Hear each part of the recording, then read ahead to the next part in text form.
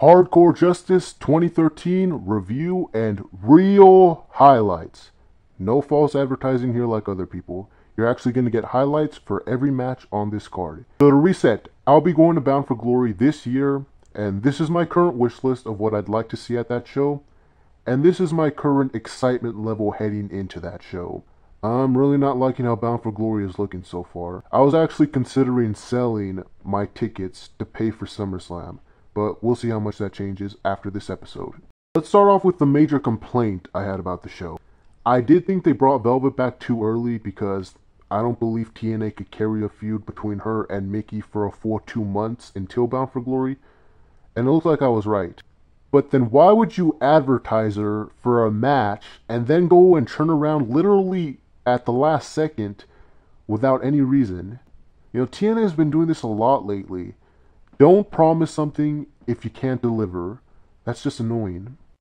And this was just awkward. Mickie James' heel turn has been completely ruined now.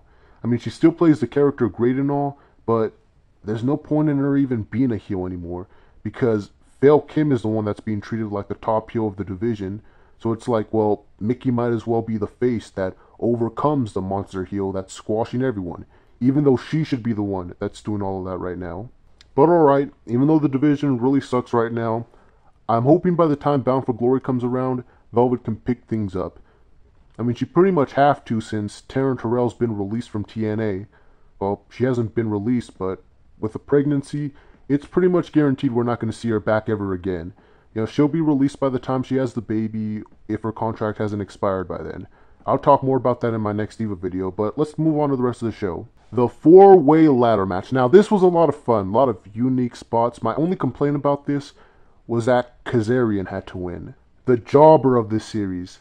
And okay, while that was just to put over this new 4chan stable, you could have done that with Austin Aries. Why wasn't he in the stable, by the way? I mean, did I miss something? I thought he and Bobby Roode were still somewhat partners. And even if they did break up, Roode's relationship with Bad Influence was even worse.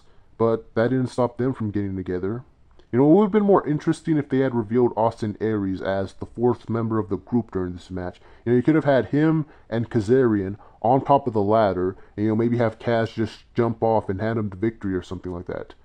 I see no reason why Aries couldn't have been a part of this faction, but that's just a little nitpick. Later on in the night, they had a tables match, which, once again, helped prove how dominant of a force 4chan were.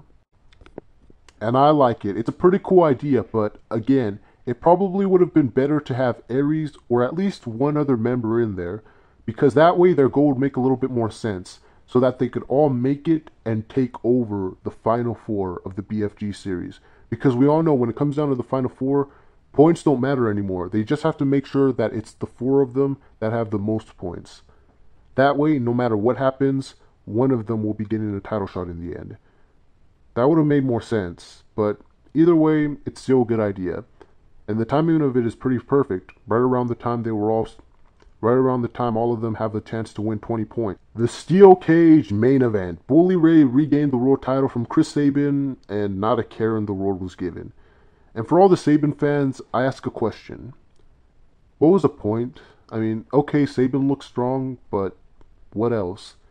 Any credibility that Bully Ray had as a dominant world champion was just lost.